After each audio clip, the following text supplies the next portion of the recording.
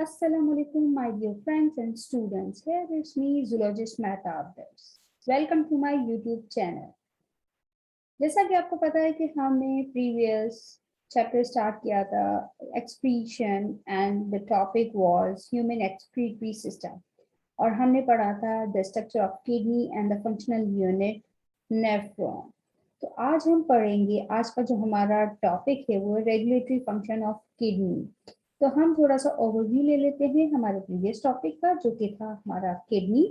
तो यहाँ पर स्ट्रक्चर आपको नजर आ रहा होगा, this is the structure of kidney, have the internal two parts, outer part is cortex, renal cortex, and inner one is the renal medulla, and have the millions of the functional unit nephrons are there. Okay उसके बाद है यहाँ पर हमारा जो next page, structure of nephron. Nephron का structure आपको पहले भी पता होगा, this is the first part which is called the Bowman capsule, having a capsule in which the capillary bed network of blood capillaries are present, which called the glomerulus, and here's the efferent arterioles arise which carry out the blood. Okay, and then यहाँ से हमारा next part start होता है जिसको हम कहते हैं proximal convoluted tubule, जिसको शॉर्ट फॉर्म में कहते हैं पीसीटी। पीसीटी आगे जाकर एक लॉन्ग लूप ऑफ हैनले बनाते हैं जिसमें आती है descending limb of Henle and the ascending limb of Henle. Then the again यहाँ पर डिस्टल कन्वोल्यूटेड ट्यूब्यूल आती है जिसको हम कहते हैं DCT, and the end part collecting duct leading to the pelvis, the kidney, also known as the renal pelvis. Okay यहाँ पर नेक्स्ट आपको और नजर आ रही होंगी यहाँ पर रेड कलर की vessel efferent arteriole, then efferent arteriole से यहाँ पे ये जो ब्लड वेसल मूव कर रही इसको हम कहते हैं कि this is the vasa recta which is parallel to the loop of Henle, and then this is the tubules which is surrounding by the PCT, and DCT is the peritubular capillaries. So हम आज का first जो function पढ़ेंगे nephrons का वो है glomerulus या ultrafiltration. Ultrafiltration means starting की फिल्ट्रेशन क्या हो। The first step of urine formation occur in glomerulus of the kidney. The blood enter the glomerular capillaries by the efferent artery. इस efferent artery के जरिए जो है ब्लड कैपिलरीज के अंदर जो है कुछ मटेरियल आता है and leaves and efferent arteriole, और सारा देन जो है फिल्टर्ड होकर ब्लड जो है efferent arteriole के जरिए अगेन बॉडी में जाता है। In this process, excess water, ions, glucose, and waste products are eliminated from the body in the urine collection, which is then eliminated from the body. Bowman capsule is sieve-like in nature. अब सीव like means एक छन्नी की तरह होता है जो कि permit करता है सिर्फ सिलेक्टिव मॉलिक्यूल्स को और उसके अलावा रिमेनिंग मॉलिक्यूल्स को वहीं पर ही रोक देता है। अब वो परमिट करता है ऑल मॉलिक्यूल्स या all particles except the plasma protein, कि प्लाज्मा के प्रोटीन को अंदर एंटर नहीं होने देता, एंड सेकंड किसको, ब्लड सेल्स को। तो ये क्या है, एक कंप्लीट बॉमेन कैप्सूल का स्ट्रक्चर है, हैव द ग्लोमेरुलस, और यहाँ पे afferent arteriole and efferent arteriole है। एफरेंट आर्ट्रियोल के जरिए ब्लड एंटर होता है जो कि सीव लाइक इन नेचर है, परमिट करता है ऑल मॉलिक्यूल्स को except the blood cells and the plasma protein.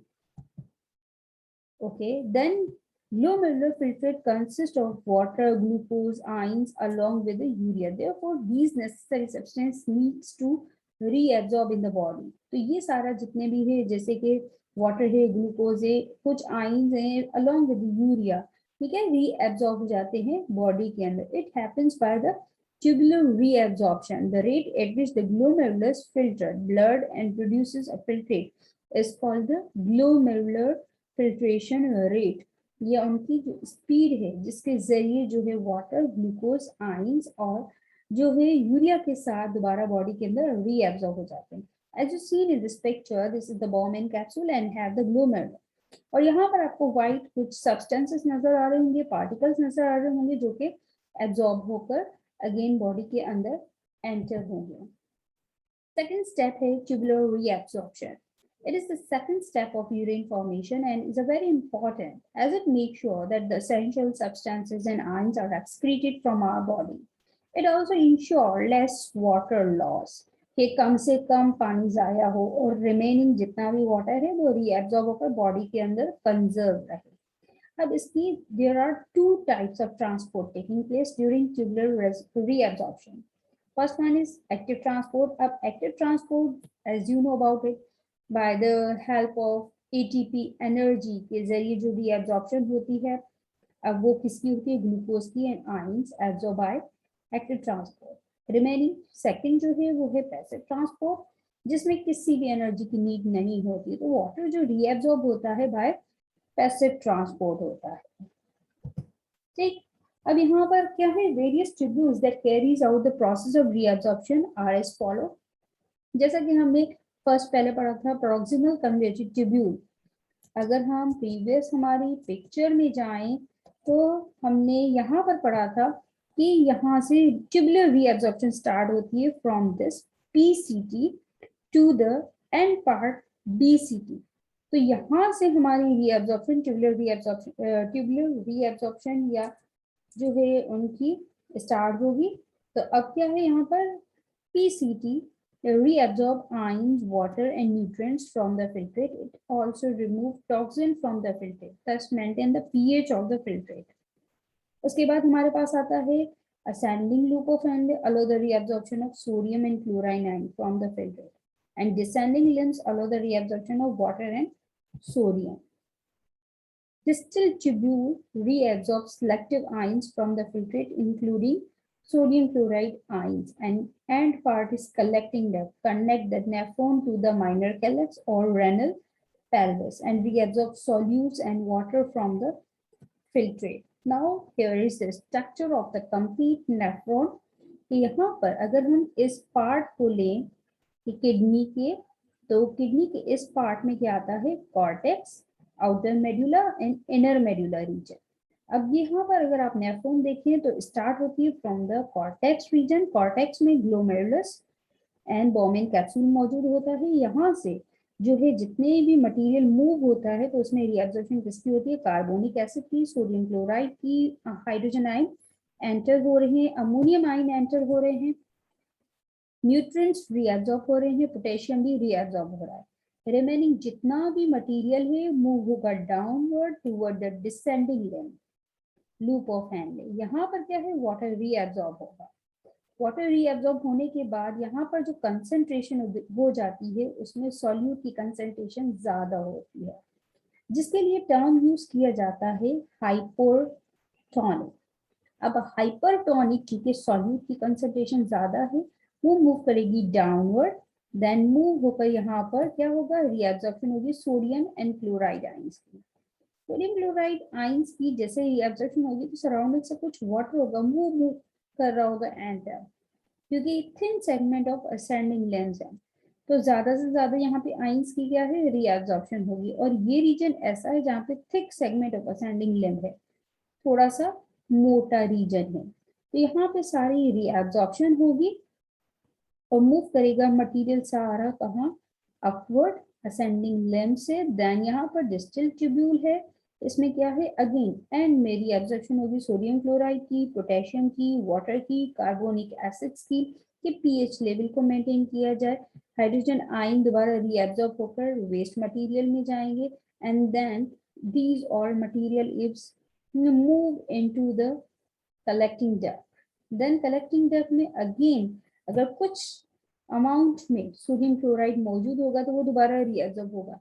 कि वाटर बॉडी के अंदर वाटर और सॉल्यूट की कंसंट्रेशन को भी मेंटेन किया जा सके. और रिमेनिंग जितना भी वेस्ट है यूरिया एंड स्मॉल क्वांटिटी में जो वाटर है वो बॉडी से पास आउट हो जाता है. तो फिल्ट्रेशन ओवरऑल किस किस की हुई, वाटर की, salts and other material like sodium chloride, carbonic acid, hydrogen ion, urea, glucose, amino acid and some drugs, ये सारा फिल्टर्ड होकर रिमेनिंग सारा कहाँ से अगेन मूव होगा और इफेंट आर्ट्रियोल के जरिए बॉडी के अंदर एंटर हो जाएगा. अब यहाँ पर अगर आप और नोटिस करें तो क्या यहाँ पर क्या है कि एक्टिव ट्रांसपोर्ट रेड से शो किया गया, एंड पैसिव ट्रांसपोर्ट वाइट या आपको ब्लू से शो किया जा रहा होगा। तो यहाँ पे जहाँ पर एरो राइट जो है रेड कलर का है, जो शो कर रहा है कि यहाँ पर क्या है, एक्टिव ट्रांसपोर्ट के जरिए आयंस की रीअब्जॉर्प्शन हो रही है, और ब्लू कलर का जो है वो क्या है, पैसिव ट्रांसपोर्ट की रिप्रेजेंटेशन कर रहा है। ओके, अगेन यहाँ पर हमने tubular reabsorption and tubular secretion को अगेन हमने जो है क्लैरिफाई किया है लाइक दिस पे, this is the bomb capsule having the glomerulus, यहाँ से सारा मटेरियल ट्यूब्यूल्स की तरफ मूव होगा, दीज आर द ट्यूब्यूल्स, यहाँ पे क्या होगी, ट्यूबुलर रीअब्जॉर्प्शन होगी, देन जो है सारा मटेरियल यहाँ से होता हुआ मूव करेगा ट्यूबुलर सीक्रेशन के बाद टुवर्ड द बॉडी। तो यहाँ पर क्या है, ट्यूबुलर रीअब्जॉर्प्शन होगी, movement of fluids and substance from the tubular lumen to peritubular capillary plasma. These are the peritubular capillaries which is surrounding by the PCT and DCT, and here is the tubular secretion, transfer of substance and fluid from the plasma of peritubular capillaries to the tubular lumen. यहाँ पर है secretion. Along with the formation of urine, the waste ions like hydrogen, potassium and ammonium are secreted out, which are then mixed with the urine and expelled out from the body. This is called the secretion. After a series of these processes, the bladder gets filled with urine. Upon signaling from brain, bladder relaxes and releases urine from the body by the process of micturition or urination. अब यहाँ पे होता है counter current exchange, यहाँ पे game start होती है। अब ये गेम कौन सी है, लूप ऑफ हेनले की। द पोर्शन ऑफ नेफ्रॉन जिसको हम कहते हैं लूप ऑफ हेनले, वो क्या है, shown in the right half of the illustration. It consist of descending limb that has the down arrow in it, and ascending limb then with an up arrow in it. Ascending limb has a thick and thin segments. The dot represent various solutes that becomes more concentrated in both limbs toward the bottom of loop of Henle, as you see in this picture. This is the counter current exchange. Like अगर आप देखिए यहाँ पर तो क्या हो रहा है, वाटर रीअब्सॉर्ब हो रहा है बॉडी के अंदर यहाँ से in descending limb of loop of Henle. Now इसके ये अपोजिट में असेंडिंग लिम्ब में क्या हो रहा है, ये sodium and ion, sodium chloride जो आयन्स हैं उनकी रीअब्सॉर्प्शन हो रही है। कुछ आयन्स यहाँ से मूव भी करते हैं टुवर्ड द डिसेंडिंग लिम्ब। इनकी एक्सचेंजिंग को कहा जाता है क्या, कि ये है counter current exchange. Okay, then the thick wall of ascending limb indicate that this region is impermeable to water. अब यहाँ पे है next vasa recta. This capillary bed is shown in red at the left of the listrid. It also consists of descending limb and ascending limb. अब ascending limb and descending limb के surrounding में कुछ capillaries होती हैं, उन्हें कहा जाता है vasa recta. Identified by the arrow in each, and again the dot represent various solutes that are concentrated at the bottom of loops. Now you can see this, ये complete structure है counter current exchange का। ये है क्या, loop of Henle. अब loop of Henle में अगर आप देखें तो यहाँ पे क्या है कि सोडियम क्लोराइड जो है यहाँ से मूव हो रहे हैं, then from the descending limb to ascending, and then water reabsorb हो रहा है from ascending limb to descending limb. This is the counter current exchange. And this क्या है, ये क्या है हमारे पास, ये इसके सराउंडिंग की जो है एरो रिप्रेजेंट कर रहा है अपोजिट डायरेक्शन को। कैसे कि यहाँ से जो वेजा रेक्टा है इसके पैरेलल में मौजूद है, तो पैरेलल में मौजूद होने की वजह से जितना भी फिल्ट्रेट मटेरियल है वो क्या है, मूव करेगा downward. Then from the downward arrow represent कर रहा है असेंडिंग लिम्ब का, जो कि सारा फिल्ट्रेट मटेरियल यहाँ से लेकर मूव करेगा टुवर्ड द डिसेंडिंग लिम्ब की जो पैरेलल वाली जो ब्लड कैपिलरीज है वहाँ, एंड देन ये मूव करेगा टुवर्ड द इफरेंट आर्टरियोल, और इफरेंट आर्टरियोल से होता हुआ ये हमारी बॉडी के अंदर फिल्टर्ड मटेरियल जाएगा। रिमेनिंग जितना भी यूरिया है वो मूव करेगा कहाँ, outside in the collecting the and then move toward the ureter and urinary bladder.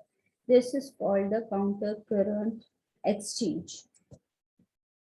Counter current exists when fluid flow in opposite direction in parallel and adjacent tubes. As you seen in their previous picture, the two limbs Henle's loop are counter current. The two limbs of vasa recta are also counter current.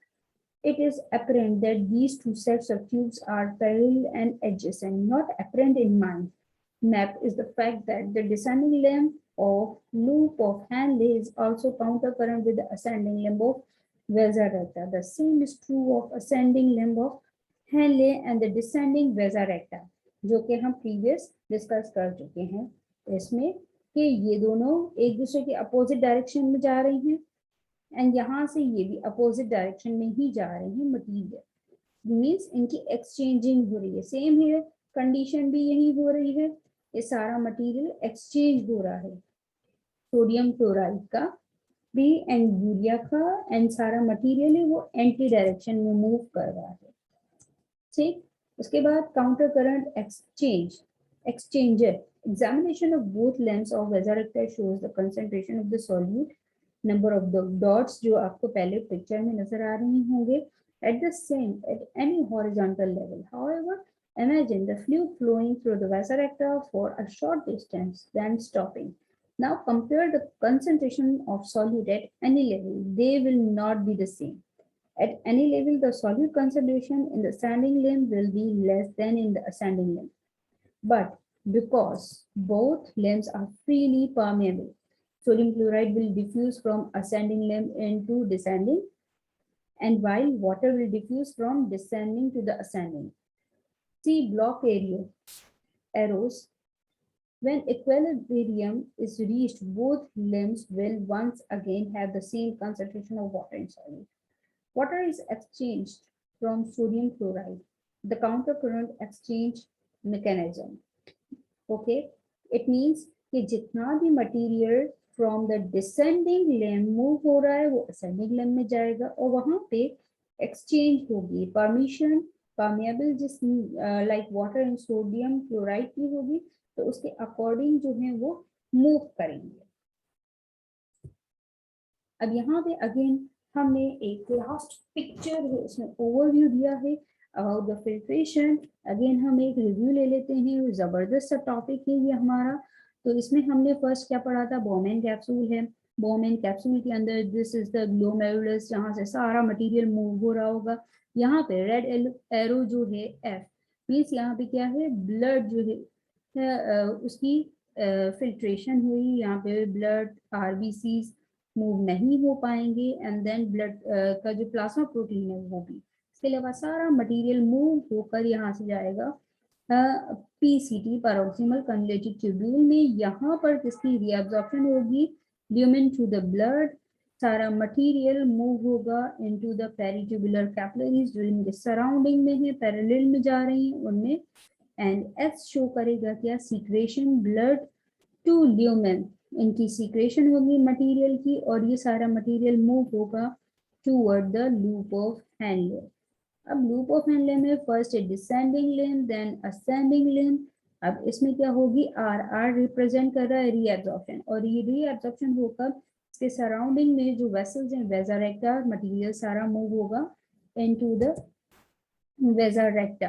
ठीक, वसा रेक्टा में सारा material move होगा, then ascending limb से होता हुआ सारा material again move होगा इन डिस्टल कन्जुलेटेड ट्यूब्यूल। यहाँ पर क्या होगा, रीअब्जॉर्प्शन भी हो रही है, कुछ सीक्रेशंस भी हो रही है। अब सीक्रेशन में जो है कुछ आयंस की सीक्रेशन होगी, इसके अलावा कुछ हार्मोन्स भी सीक्रेट होंगे और सारी आफ्टर रीअब्जॉर्प्शन जितना भी मटेरियल होगा वो मूव करेगा टुवर्ड द कलेक्टिंग डक्ट।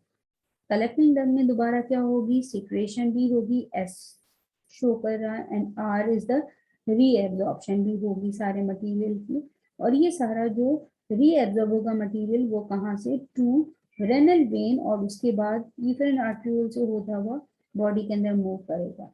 और जितना भी वेस्ट है from the excretion lumen to the external environment. तो एक्सटर्नल एनवायरनमेंट का क्या होगा, to bladder and then external environment में मूव होगा। तो ये थी सारी के सारी क्या है, फंक्शन है नेफ्रॉन का, to maintain the osmoregulation, to maintain the water and solute concentration in the body। ये था हमारा आज का topic. I hope you understand this topic. Thank you for your patience. अगर आपने मेरी वीडियो को अच्छे तरीके से समझा है और अच्छी लगी है तो लाइक जरूर कीजिएगा, और अगर कोई क्वेश्चन है इस टॉपिक से रिलेटेड तो कमेंट बॉक्स में जरूर कमेंट कीजिएगा। ओके, मिलते हैं हम हमारी नेक्स्ट वीडियो तक। तब तक अल्लाह हाफिज, take care and keep do work hard.